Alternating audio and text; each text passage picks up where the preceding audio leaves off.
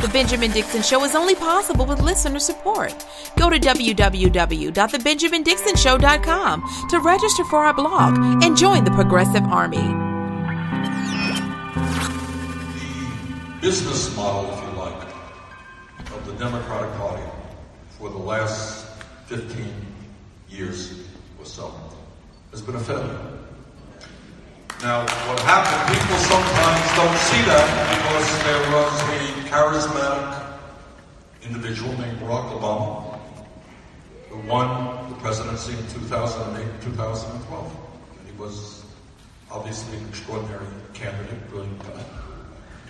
But behind that reality, over the last 10 years, Democrats have lost about 1,000 seats in state legislatures all across this country.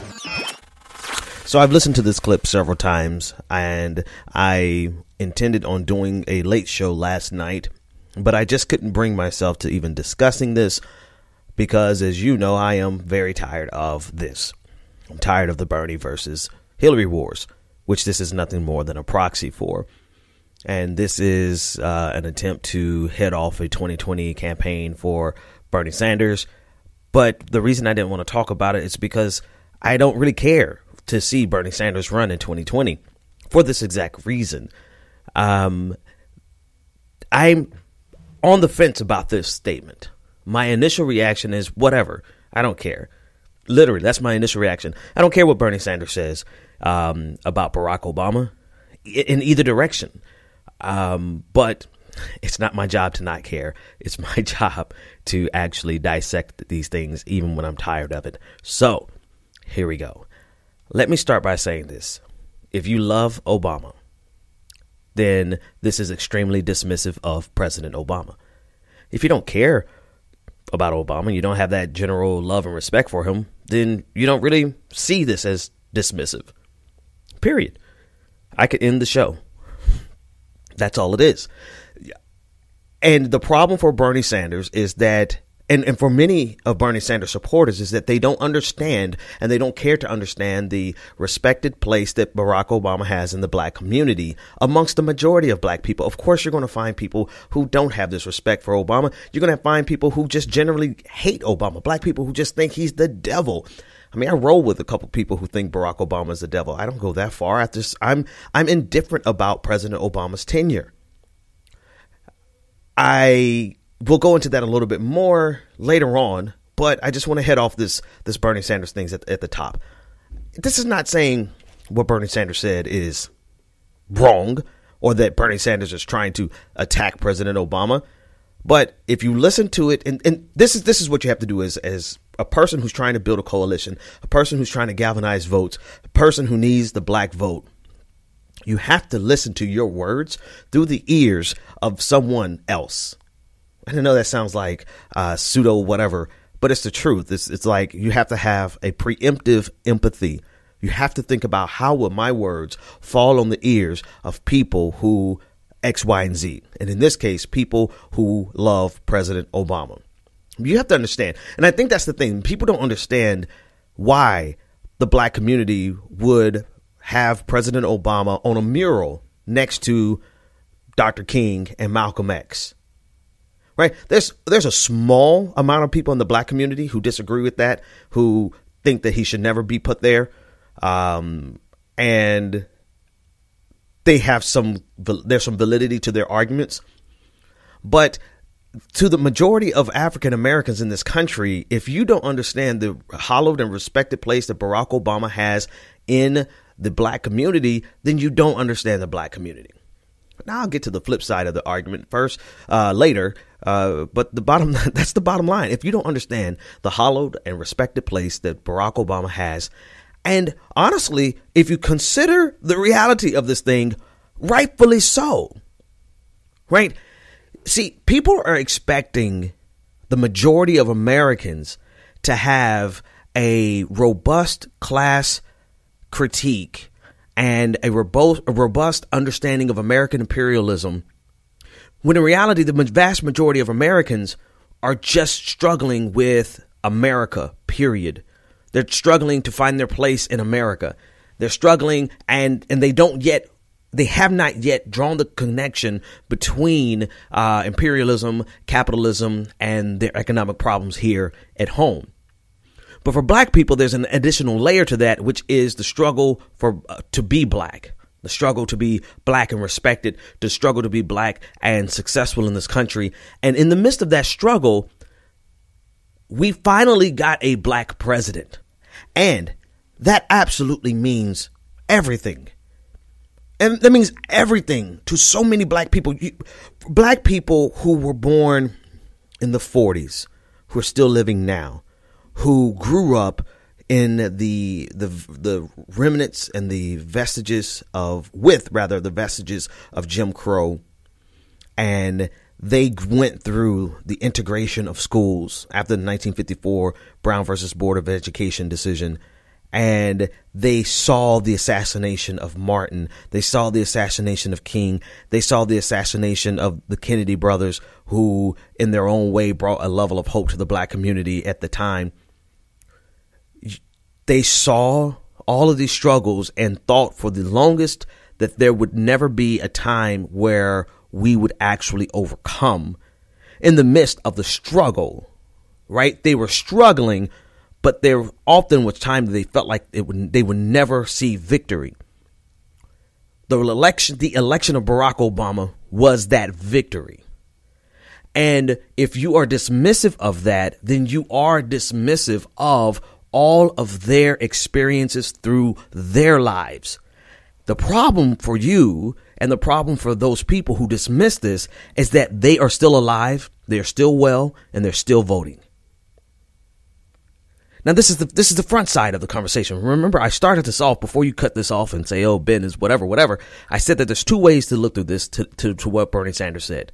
You either look at it through the lens of a person who loves and respects Barack Obama for the position that he holds in the black community, or you don't respect and you don't hold that level of respect for Barack Obama or his position in the black community. And then therefore what you heard from Bernie Sanders was nothing. It didn't bother you. It didn't offend you because you just heard it you just took his words at face value, and you didn't take his words in context of the position that Barack Obama holds in the black community. Whether you agree, here's the sad reality. Whether or not you agree with the position that Barack Obama holds in the black community, the bad news is he holds that position in the black community. And if you want the black vote, then you have to respect the position that Barack Obama holds in the black community. There's some people who are dead set on tearing down Barack Obama's position in the black community. The only person who can do that is Barack Obama. I mean, he's young enough to do something stupid in the future to ruin his own legacy, right? But Bernie Sanders is not going to do that. A couple of angry black voices, they're not going to be able to do that. A couple of blogs and a couple of podcasts that outline Obama's complicitness and complicity rather, and his role in American imperialism, his role in the continuation of the evisceration of black wealth during his 8 years in office. All of the commentary on that is not enough to sever the role that he plays in the black community. He is the first black president in a nation that held black slaves for hundreds of years. And so people who are sensitive to that, and I'm not dismissing their sensitivity to that. I'm saying politically, if you want to understand what the hell is going on the last 48 hours, then you honestly have to put yourself in that position. And here's the most important thing. Setting aside Barack Obama as the person, if you, as a political commentator or a politician, have a disdain for people who respect Obama in that manner, then you have a bigger problem than you think, right? Because it's not only that you're dismissing Barack Obama, you're dismissing this thing. I don't have the word for it, but it's this narrative in the black community of struggle from slavery to the White House. And to dismiss that for any analysis means you really don't understand the black community. or you think lower of the black community. And you could be a black person and think the same thing. This is not necessarily a racial thing. There's plenty of black people who are going to be extremely frustrated throughout their entire lives because they dismiss the narrative of the struggle from slavery to the White House. That was an achievement. That wasn't the end of our struggle. That wasn't the culmination. That wasn't the end of our narrative. But that is a key core component in our narrative. And you can't just poo-poo on that. You have to hold that in a certain, that is a sacred cow. As much as I don't believe in sacred cows, other people do. And if you want to communicate with them, you're going to have to respect their sacred cow. And whether you feel like that's fair or not, the reality of it is all of us have a sacred cow. I try not to, but we all do. You know, people take criticisms of Bernie Sanders in an irrational fashion, even when those criticisms are founded in reality, and even when those criticisms are founded in things that could make him better. I mean, anybody black who criticized Bernie Sanders, you found that out in the 2016 election in the primaries. So everyone has their sacred cow, and it's just a matter of whether or not you feel like the other person's is rational or reasonable enough, or whether or not you're willing to be patient with that. But I will say this again, if you want the votes of the black community, you can't go in.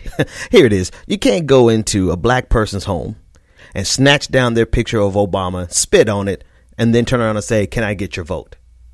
If you think you can win an election like that, then do us a favor and get out of politics, because we do need to move to the left of Obama, and you're not helping us. But now, that's the A side. Let's actually discuss the words that came out of Bernie Sanders' mouth. Now, how does this happen at a time when the Republican agenda is the agenda of the billionaire class and is at war with working people? How does it happen that a party that wants to give tax breaks to billionaires and throw millions of people off the health insurance they have actually wins elections? So one of the things that we have got to do, as I mentioned earlier, is make sure that the Democrats, you don't win elections unless you show up.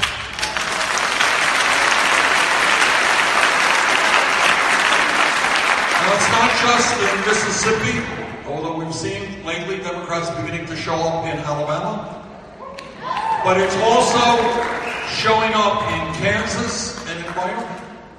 And that is beginning to happen. So what we are doing is trying against a whole lot of opposition. You know, the establishment doesn't go quietly into the twilight. But we are trying to open the doors of the Democratic Party to young people, to the millennials.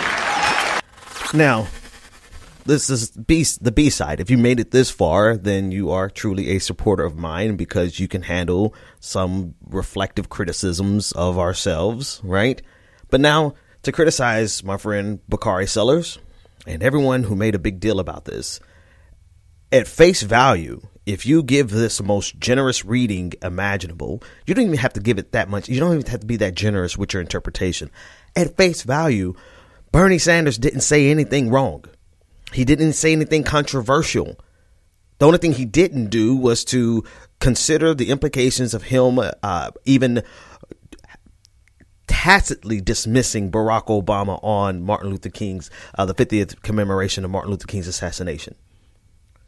And I'm not above putting that requirement before him, because, you know, generally when you're trying to speak to millions of people to get their vote, you have to be fastidious with your words. Hell, it's something that I have to do, and all I have is a podcast. So I have no problem saying that Bernie Sanders needs to do better with this stuff. I've been saying that for the last 3 years, which is why I don't care about a 2020 Bernie campaign for many reasons. But objectively speaking, looking at face value for word for what Bernie Sanders said, what did he say that was untrue? What did he say that was untrue? Barack Obama was a charismatic leader who was brilliant, who won. He was a brilliant campaigner who won 2008, 2012. And in spite of all of that, Democrats still lost 1,000 seats during that time frame, which was to say that Barack Obama wasn't sufficient enough to help Democrats across the country. This is measurably and objectively true. There's nothing there for there to be this chaos. Now, there is this article from BuzzFeed that I will talk about in a few minutes, which really, Bernie Sanders really needs to go. Honestly, we don't need to put much stock into Bernie Sanders. I'm not, and I don't think that you should, for many, many reasons. And we'll go into it in 1 second when I talk about the article from BuzzFeed. But in terms of what he said at that town hall in Jackson, Mississippi, there's absolutely nothing there unless you are hypersensitive about Barack Obama, which I give complete room for, particularly in the black community, because of the narrative of slavery to the White House. If you can't understand that, and you can't understand people being sensitive about it, and you can't understand how even if they're not sensitive about it, how people will play to those sensitivities for political gain, then you really aren't. You can't be obtuse. You have to be politically sharp. You have to be politically Machiavellian in the way that you think. You can never give your enemies a weapon to destroy you with. And if you know this is one of your problems, then you know Barack Obama is a sensitive subject in the black community, even if you don't like that, even if you feel like he needs to be torn down. If you want to get electoral power, you have to accommodate that. And what's the big deal? We accommodate so many other sacred cows. I mean, how many things do we trip over ourselves in order to not broach that subject? So what it is like you have people who, I don't know. I don't even care to talk about it anymore. Let's go ahead on and let's discuss the article from BuzzFeed, which is actually very problematic in my opinion.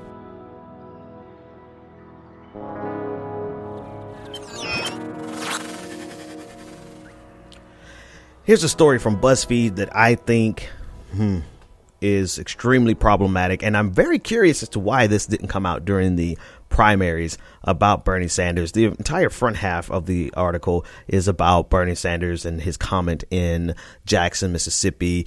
They make a big deal of it. As you already know in this podcast, I don't make a big deal of it except for understanding the respected place that Barack Obama has in the black community and the necessity to understand that, because if you don't, you'll never win the black vote in sufficient enough numbers to gain political and electoral power. That being said, this is something that I'm definitely shocked did not come to the forefront.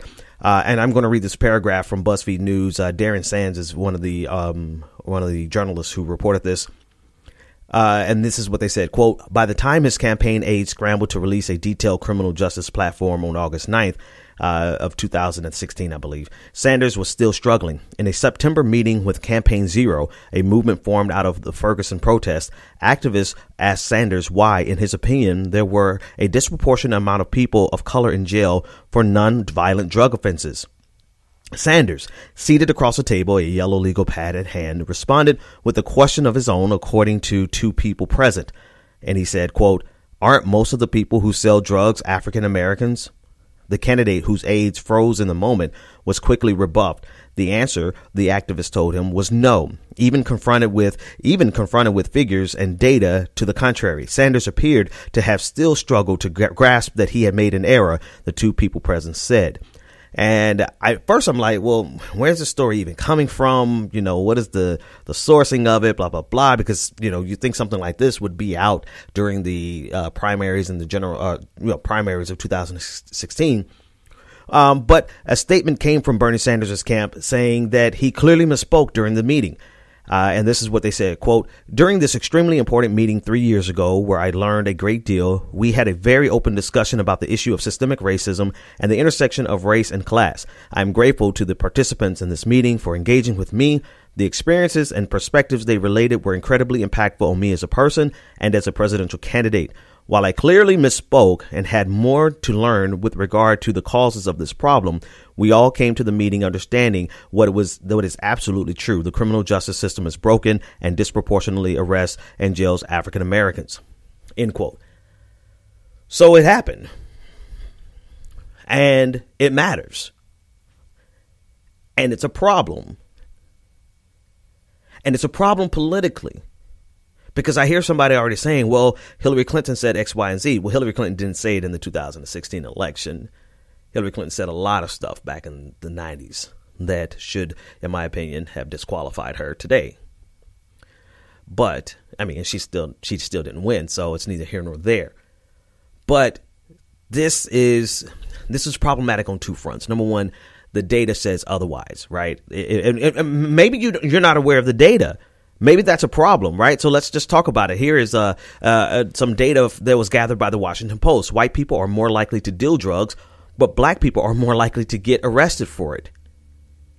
I mean, the data's right there. And from the Brookings Institute reported in the Washington Post, quote, whites were about 45% more likely than blacks to sell drugs. This was consistent with a 1989 survey of youth in Boston. My own analysis from the 2012's national data on drug use and health shows that 6.6% of white adolescents and young adults aged 12 to 25 sold drugs, compared to just 5% of blacks, a 32% difference. Yet blacks are more likely to be arrested. So the data was right there. The data has been, the studies have been there for the last 30 years. The first study began in 1980, refreshed data in 1989, and then by 2012, it was still the same. White people are more likely to sell drugs. Black people are more likely to go to jail for selling drugs. No excuse for not being aware of that data, especially when you're talking about systemic racism. And then for a comment, now that's just the data side of it. Here's the side of where I don't really even care to defend Bernie Sanders anymore, and neither should you. I mean, it's not worth it at this point because I'll get to it in a second. This is important to know. Even if he was not cognizant of that data point, to open your mouth and say some shit like that to black people without having the data and just going off of your gut feeling, and your gut feeling being reflective of white supremacy and systemic racism.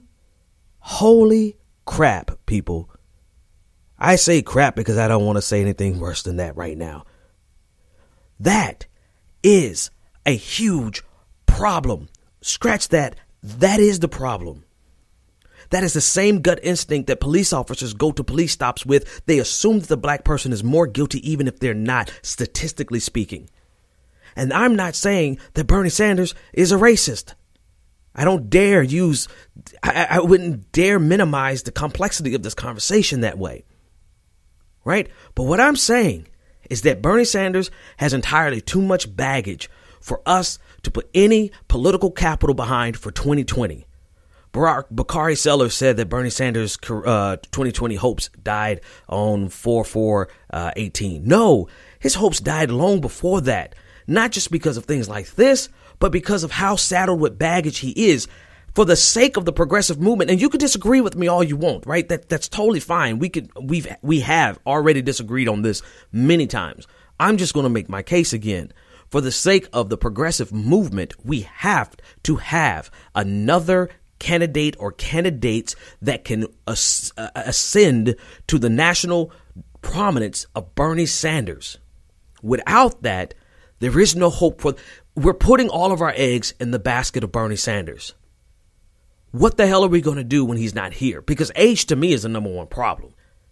Age is the number one problem, not because I'm ageist, just because people die. I might be gone before Bernie Sanders. Who the hell knows? But I know that he doesn't have a lot longer to be here on this planet. That's number one for me. Number two is the Democratic establishment, like Bernie Sanders said, he said it himself, the Democratic establishment is not going to go quietly into the twilight. I mean, he knows this himself. And because of that, they have all the same ammunition they had from the 2016 election. They have all of that to roll out against Bernie Sanders in 2020. So just electorally speaking, just from a political perspective, I mean, there is such a thing as a candidate having too much baggage. Yes, he's popular. Yes, he's the most popular politician, Democratic side of the equation in the country. But you're not running a general election, mind you. You're running against the establishment. You're running against the DNC. You're running against all those things. And here's the other problem with that. The same people who are like, well, let's go, let's fight against the DNC. You're some of the same people who said that we should not be a part of the Democratic Party. You're some of the same people who say that we should not work inside the Democratic Party, that we shouldn't work up through the ranks. Thankfully, there have been some people, progressives, who just completely ignored that sentiment, and they've been infiltrating the DNC and they've been working in it to varying degrees of success. But if your goal was to leave the Democratic Party, don't try to affect it from the inside, don't try to be a part of the rules committee, don't try to be a part of the decision-making process of who gets to vote during the primaries and who doesn't. If you're completely separated and segregated from that, and you want to push Bernie Sanders, then you haven't given him any assistance from within. Because the fight has never been about his popularity amongst the people. The fight, even in 2016, was fighting against the DNC. And the DNC was stacked against Bernie Sanders. And the DNC is still stacked against Bernie Sanders. So his popularity is all but a moot point when you consider how much he has to do to just get past the hurdles the DNC will put in front of him. I mean, there's so many reasons why Bernie Sanders shouldn't run in 2020. And I get it. A lot of people are going to say that's just counterintuitive to the narrative, general political analysis because of his popularity, because of his infrastructure. It's going to be infinitely easier for him this time around. I get it. That's probably true. That might very well be true. I think he is up to the task of taking on Donald Trump. But folks, he's got to get past the DNC's machine. And maybe it's not too late for people to, maybe it is. I think the time is already gone. But we should have been infiltrating the DNC all along to ensure that he got a fair shake. And maybe the embarrassment of 2016 is enough. Maybe Tom Perez will give Bernie Sanders a fair shake. But I will just put on the record that Bernie Sanders has enough political baggage to make a 2020 run as frustrating as it was in 2016. And I just don't have the energy for that. But thankfully, Bernie Sanders was a long runner, distance runner, and, maybe he does. But more importantly than all of that, the words of Jackson's mayor, Chokwe Lumumba, he actually hit it on the head. And I want to close with what he said about everything. He made an amazing comment that many people are overlooking in the midst of the Bernie wars. And I think this is ultimately one of the reasons I feel like we need to stop fighting this. We're fighting it from a defensive posture. You can't win when you're on the defensive. You can't. Right? They constantly have the ability to put Bernie supporters on the defensive. Stop letting them do that. The way you do that is you don't engage every single stupid thing that they say. Right? In this case with Mayor Chokwe Lumumba, we could have just highlighted what he said. And really, I had to dig. Nobody has this chopped up as a clip. It's not on YouTube as a clip. It's not on Twitter as a clip. I mean, these are the places of the battles right now, right? The battle is in social media for right now. And nobody has highlighted this clip that I'm getting ready to play. I had to listen to the entire event just to hear him say this 5 seconds worth of a commentary that is brilliant in terms of how it can impact the black community in terms of progressivism, because it's coming from a black voice and it's very precise. I guess you probably want to hear what it is by now, but I just have to overemphasize and be melodramatic with the fact that if we had lifted up this guy instead of engaging and trying to defend Bernie Sanders' honor, then we would not have been on the defensive. We could have gone on the offensive, but nobody's lifting this guy up in a significant fashion. Sanders should be lifting this guy up. Sanders should be loaning this guy his platform. He should. Because that's the only way we're going to get a bench of progressive voices that are ready to take position in 2020 and beyond. All right, finally, here's what the mayor, 35-year-old, young black man, married, kids, good-looking fellow, nice beard, good presence for the stage. Okay, enough with all the preludes. This is what he had to say. There was a time, since we're looking and honoring Dr. King, there was a time where our fight was to get leadership that looked like us. Now our mission must be to have leadership that thinks like us. And this is what it is. And you have to understand this. I'm sorry, the black vote, the voting bloc of the black community is powerful enough for white people and non-black people to pause and reflect and consider the importance of this message. There was a time in our history when the most important thing was to not only shake off the bonds of slavery, to shake off the bondage of Jim Crow, and to move into the period of integration, and then to shake off the effects of integration because there were negative effects of integration. There was a time, in addition to all of those things, where the most important thing was for us to get leadership that looked like us. Pause. Before you even celebrate the next part, the B side of his comment, pause and give some respect. Put some respect on the fact of the A clause of his segment. The most important thing was for us to get leadership who looked like us. If you cannot respect that, then you will never understand how to get the black vote. You'll never understand how to maintain the black vote. That's it, period. I don't have to elaborate any further. Respect that. And then not only will you respect it, but understand how it was a requisite. We had to get Barack Obama first. We had to get there first, because without that, we couldn't pause and reflect and say, not everyone who looks like us thinks like us. So now it's not a matter of getting a president who looks like us. We now want a president who thinks like us. And that, to me, is the most important takeaway from that entire event. And yet I had to listen through an hour and a half of stuff just to find that amazing 5 seconds, which should be on retweet everywhere. I'll cut it up myself and post it on my timeline.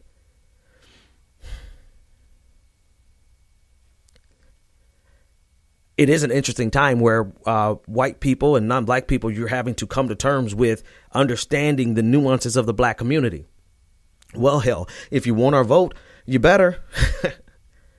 If you want to understand why it's so easy for people to attack Bernie Sanders, you need to stop and understand it. And if you don't want to understand it, if you don't have the patience for it, then how can you actually think you deserve our vote?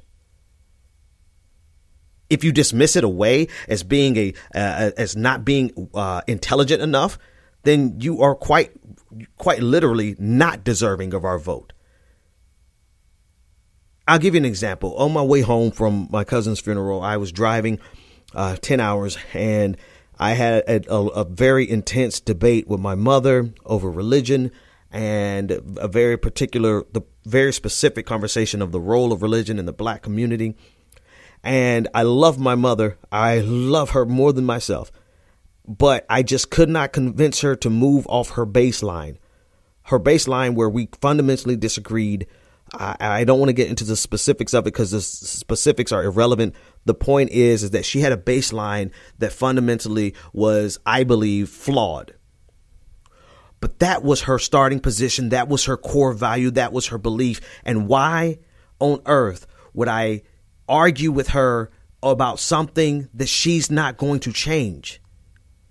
Specifically because it's not hurting anybody. It's her belief. And it's fine. Let her have her belief.